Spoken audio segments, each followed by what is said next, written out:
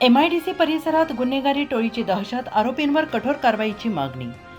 Ahilyanagar MIDC परिसरात गुन्हेगारी प्रवृत्ती वाढत असून दहशतीचे वातावरण निर्माण झालेले आहे आणि याच पार्श्वभूमीवर स्वराज्य कामगार संघटनेचे सचिव तसेच शिवसेनेचे जिल्हाप्रमुख योगेश गलांडे यांनी आपल्यावर आणि आपल्या कुटुंबावर जीवे मारण्याचा पूर्व नियोजित कट रचण्यात आल्याचा गंभीर आरोप केलेला आहे.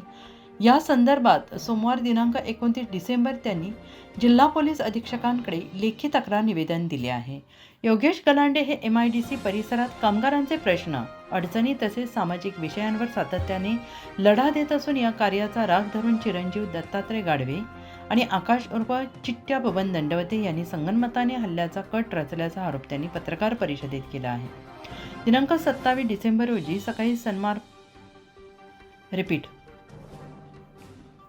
दिनांक 27 डिसेंबर रोजी सकाळी सनफार्मा चौक येथे बिगर नंबरच्या निळ्या रंगाच्या बलिनो कारने गलांडे यांच्या फॉर्च्युनर वाहनाला अडवून बंदूक आणि कोयत्याच्या धाकाने जीवे मारण्याचा प्रयत्न करण्यात आला.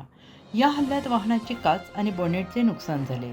प्रसंगावधान राखून वाहन पळवून MIDCतील पोलीस ठाणे गाठल्यामुळे जीव वाचल्याचे गलांडे यांनी म्हटलं आहे. या प्रकरणी MIDC पोलीस ठाण्यात गुन्हा दाखल करण्यात आलेला आहे. यानंतर दंडवते बंधू चालवत असलेल्या हॉटेल ब्लीस MIDC येथे गेल्या 10 ते 12 दिवसांपासून गलांडे आणि त्यांच्या कुटुंबाच्या जीवे मारण्याचा कट शिजत असल्याची माहिती एका व्यक्तीने नाव न सांगण्याच्या अटीवर दिल्याचा दावाही करण्यात आलेला आहे.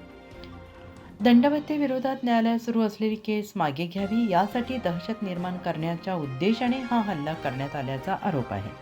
या प्रकरणात हॉटेल ब्लीस येथील CCTV फुटेज तसेच संबंधित आरोपींचे मागील 15 दिवसांचे कॉल डिटेल्स रेकॉर्ड तपासल्यास संपूर्ण कट उघड होईल असा दावा गलांडे यांनी केलेला आहे. आपल्यावर खोट्या खंडणी आणि चोरीच्या गुन्ह्यात गोवण्याचा प्रयत्न करण्यात आल्याचा आरोप त्यांनी केला आहे. चोरीच्या प्रकरणात पोलीस प्रशासनाने समरी मंजूर केल्याने खोटे गुन्हे दाखल करण्यात आले असल्याचं स्पष्ट झाल्याचं त्यांनी नमूद केलं आहे. MIDC परिसरात दहशतीचे वातावरण असून अनेक उद्योजक भीतीपोटी तक्रार करण्यास पुढे येत नसल्याचं त्यांनी म्हटलेलं आहे. या प्रकरणाबाबत उद्योगमंत्री उदय सामंत यांची भेट घेऊन संपूर्ण प्रकार त्यांच्या निदर्शनास आणून देण्यात आलेला आहे. पोलीस प्रशासनाकडून कठोर कारवाई होत नसल्याने आरोपींची दहशत वाढत असल्याचा आरोपही गलांडे यांनी केला आहे. या संपूर्ण प्रकरणाची सखोल चौकशी करून चिरंजीव गाडवे, दंडवते बंधू त्यांच्या गुन्हेगारी टोळक्यावर कठोर कारवाई करण्यात यावी अशी मागणी योगेश चंद्रकांत गलांडे, सचिव, स्वराज्य कामगार संघटना यांनी केली आहे. 6 वाजता माझ्या गाडीवरती एक टोळक्याने हल्ला केला. त्याच्यामध्ये चिरंजीव गाडवे हा गाडी चालवायला होता व त्याच्या संग एक 4 इसम जे होते ते अनोळखी होते. प्रत्येकाच्या हातात कोयते होते. कोयत्याने त्यांनी माझ्या गाडीकडे धाव घेतली. माझ्या गाडीकडे धाव घेतल्यानंतर माझ्या पुतणीने गाडी थोडी रिव्हर्स घेऊन त्यांच्या अंगाच्या दिशेने त्यांच्यावरती गाडी घातली. त्यानंतर ते दोघे बाजूला झाले. तर गाडीमध्ये असणारा चिरंजीव गाडवे यांनी त्याच्या गाडीची ड्रायव्हिंग सीटची काच खाली करून माझ्यावर बंदूक रोखली. म्हणले आता काय तुला सोडणार नाही, तुझं जे लई काय जे चाललंय हे सगळं संपवण्याचं काम आम्ही करणार, तू आत्ता कुठं पळ काही कर पण तुला काय सोडणार नाही. मग असं झाल्यानंतर आम्ही तिथनं MIDC पोलीस स्टेशनला धाव घेतली. तिथं जाऊन MIDC पोलीस स्टेशनला आम्ही हा सगळा जे काही घटना घडली घटनाक्रम सांगितला. जेव्हा आम्ही गाडी मागे घेतली पुतणीने व एक क्रेटा गाडी होती, त्याला गाडीला थोडीशी डॅश बसला. तो डॅश बसल्यामुळे तो आमच्या मागे येऊन पोलीस स्टेशनला पोलिसांना त्यांनी सगळं तिथं जी घटना घडली ती घटना सांगितली की यांचा जीव वाचला. यांच्यावरती एक बंदूक आणि कोयत्यानी यांच्यावरती प्रहार होणार होता, पण यांनी तिथनं जी गाडी स्पीडने आणली त्याच्यामुळे हे वाचले. तर मी काल त्या सगळ्या जी गोष्ट घडली त्याचा एक थोडंसं माहितीच तो म्हणून सगळ्या मित्रांना, काही MIDCतल्या लोकांना, काही अज्ञात लोकांना सगळी ही माहिती घेतली. त्यांना हा प्रकार सांगितला. तर त्यांनी मला असं सांगितलं की गेले 10 ते 12 दिवसापासून हा चिरंजीव गाडवे हॉटेल ब्लीस MIDCमध्ये त्या आकाश दंडवते उर्फ चिट्याचं आहे. तर तिथं वारंवार तिथं येऊन त्यांची कुठली तरी चर्चा व्हायची. ती चर्चा अशी व्हायची की योगेश गलांडेचं पूर्ण कुटुंब संपवायचे आहे. माझं नाव फक्त याच्यामध्ये कुठं येऊन देऊ नका, कारण की माझ्या पण जीवाला धोका होईल. आज तुमच्या जीवाला धोका आहे, तुम्ही जरासं सावध राहा हे त्यांनी मला सांगितल्यानंतर मी आज रोजी आपले नगरचे SP साहेब यांना एक निवेदन दिलं.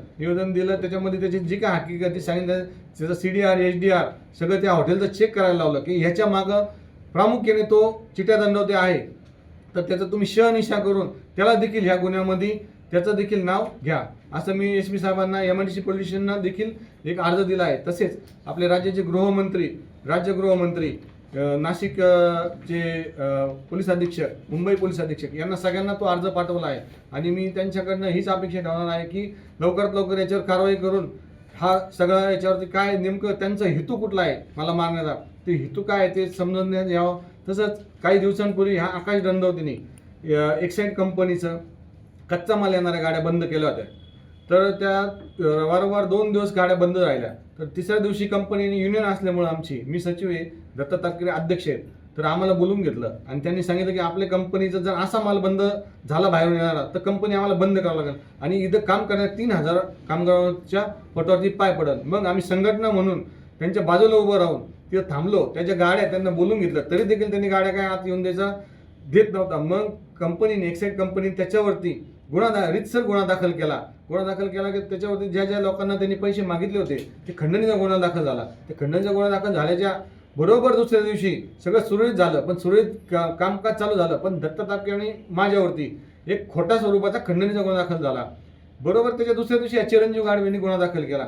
म्हणजे यांची कनेक्टिव्हिटी अशी की आकाश दंड जर काही झालं की ते चिरंजीव गाडवे पुढे येतो, तो स्वतः मागं राहतो, त्याला पुढे करतो. आज देखील जो माझ्या यांनी हल्ला केला याच्यामध्ये चिरंजीव गाडवे स्वतः होतो, त्याच्या संघ अज्ञात 4 लोक होते. येणाऱ्या 8 तारखेला जी काही माझ्यावरती जो पूर्वीचा दंडवतीने जो प्रहार केला होता त्याच्यावर 307चा गुन्हा दाखल आहे, ते हिअरिंगला आहे. आता येणाऱ्या 8 तारखेपासून त्याची हिअरिंग चालू होणार आहे. त्याच्यामुळं त्यांनी हस्ते बऱ्याच लोकांकडे मला व माझ्या साक्षीदारांना निरोप दिला की त्याला तुम्ही व्यवस्थित समजून सांगा, हे गुन्हा जो आहे तो मागं घ्या, नाहीतर आम्ही त्याचं जीवाचं बरं वाईट करू. त्याच्या अनुषंगाने हा सगळा प्रकार चालला आहे. तर माझी एक मत तुमच्या सर्वांच्या माध्यमातून एकच विनंती आहे की याचा जो काय आहे छडा जे पोलिसांनी लवकरात लवकर लावून माझ्या जीवाचा जो धोका आहे त्याला तुम्ही सर्वांनी मिळून त्यांना सांगून किंवा तुमच्या माध्यमातून की हा सर्वांपर्यंत जाऊन माझा अशी अडचण आहे, मला जो धोका आहे तो याच्यातनं मला त्यांनी संरक्षण द्यावे, मी एवढीच नम्र विनंती करतो व थांबतो. जय हिंद, जय महाराष्ट्र. उत्तर महाराष्ट्र न्यूज नेटवर्कसाठी संजय सावंत, नगर. आत्मा मलिक हॉस्पिटल विश्वात्मक जंगली महाराज आश्रम ट्रस्ट संचालित आत्मा मलिक हॉस्पिटल कोकम ठाण शिर्डी. नाशिकचे सुप्रसिद्ध नेफ्रोलॉजिस्ट, किडनी विकार आणि किडनी प्रत्यारोपण तज्ज्ञ doctor Parth Devgaonkar, MD medicine, DNB nephrology, ESE nephrology, European renal association EDTA दर महिन्याच्या 2ऱ्या आणि 4थ्या बुधवारी आपल्या आत्मा मलिक हॉस्पिटलमध्ये उपलब्ध राहतील. तरी कृपया गरजू रुग्णांनी याचा लाभ घ्यावा. किडनी संबंधित विकारांची लक्षणे खालीलप्रमाणे: सकाळी उठल्यावर डोळ्याभोवती सूज येणे, चेहऱ्या किंवा पायावर सूज येणे, रक्तदाब किंवा मधुमेहाचा किडनी विकार, तरुणपणी उच्च रक्तदाब, रक्तातील युरिया क्रिएटिनचे प्रमाण वाढणे, लघवीमध्ये रक्त किंवा प्रोटीन जाणे, लघवी करताना त्रास होणे. शिर्डी कोपरगाव रोड, कोकमठाण, कोपरगाव.